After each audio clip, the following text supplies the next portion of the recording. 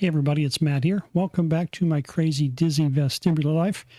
I'm back today with another video offering another tip for those of you with vestibular disorders, I should say. Today, let's talk about home automation. So I started playing around with home automation a couple of months ago just because I'm a big fan. And I was just fascinated by what I could do with it. And I quickly discovered that I can use it to help myself as a vestibular patient. So if you have BVL or BVH, or quite frankly, any vestibular disorder, you know that darkness is a problem. It's the enemy.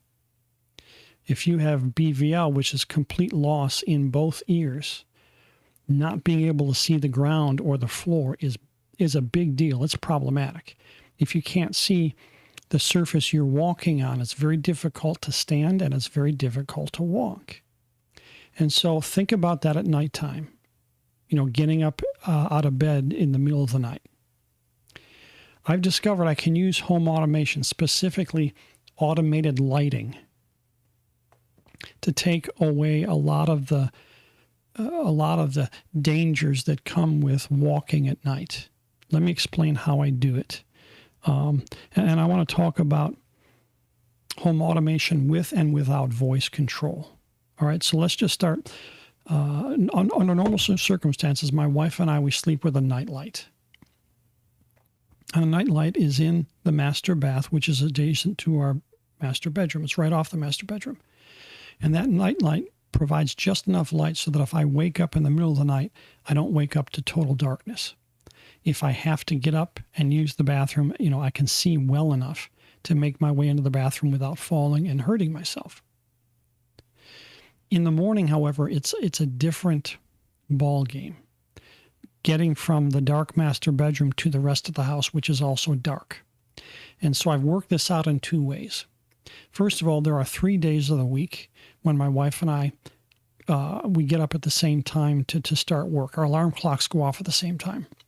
And so on those mornings, I have other lights in the house programmed to come on at the same time as our alarms.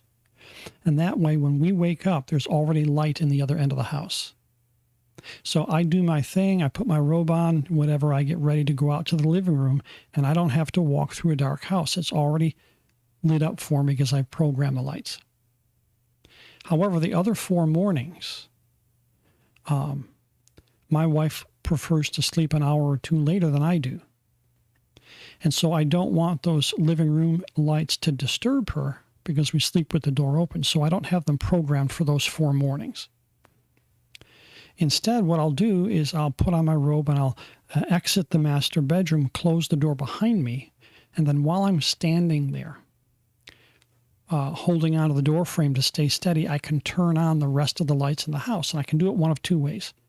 I can use my cell phone, bring up the app, and tap a button, or I can just speak.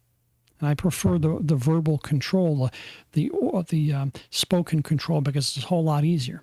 I just speak a command and the lights go on. And then I can walk down the hall into the kitchen, in the living room, and I have no problems. Another thing that gives me trouble when my wife goes away overnight. Now, she might be gone for a couple of nights or a couple of weeks even at a time. When it's time for me to go to bed, I can manually go through the house and turn off all of the lights. The last light to be turned off is the hall light, and the switch is on the far end of the hall. It's not near the master bedroom. And so if I turn that light off, the house is now dark, and I cannot see the floor walking from the hall to the master bedroom. But now what I can do with home automation is I can speak to my system and tell it to turn on the master bedroom lights. And all the other lights in the house are on. And I can walk down to the master bedroom. I can brush my teeth, wash my face, put on my pajamas, whatnot, climb into bed. And when I'm safe and tucked under the sheets and the covers, I then just speak a single command and all the lights are turned off.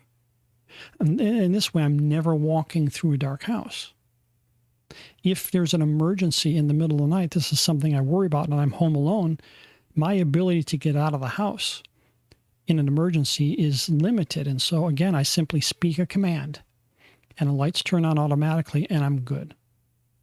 And so I found that automating my lights has really helped. Now, you can do this with or without voice control. It's up to you. I prefer voice control because it's easier. And what I've chosen to do is use an open source home automation platform known as Home Assistant. I'll put the link to it down in the description of this video. And you don't have to use Home Assistant. I mean, I chose it because, number one, I'm just not so comfortable using a corporate ecosystem, but that's just me. But also because I love to tinker. I found it fascinating to set this thing up and build my system from scratch. And so I use Home Assistant as my platform, as my ecosystem. And then I have 2 Amazon smart speakers that I've connected to it for voice control. So you don't have to use home automation. If you want something simple, there are lots of ecosystems that are simple to use. They're plug and play. Google, Amazon, Samsung, Apple, easy to use. Both Google and Amazon, you can buy their smart speakers, and you can buy lights, light bulbs, light switches, dimmers, smart plugs. You can buy all sorts of things that work out of the box with those speakers. And you just put the Google or the Alexa app on your phone, and you tell it to go search for devices, and it will find them. And then you can control them with your voice, and you can also program them. So it's helped me. It's really made a difference having my lights automated. If you have questions about my setup or what I've done, just leave them in the comments below, and I will do my best to answer them. And again, check out that link to Home Assistant if you're interested in putting together a system from scratch. That's about it. I hope this content has helped you and that you appreciate it. If so, please like it, please share it, and above all, you could help us out a lot by subscribing to the channel. I'd appreciate it. So until next time, that's about it. Be good.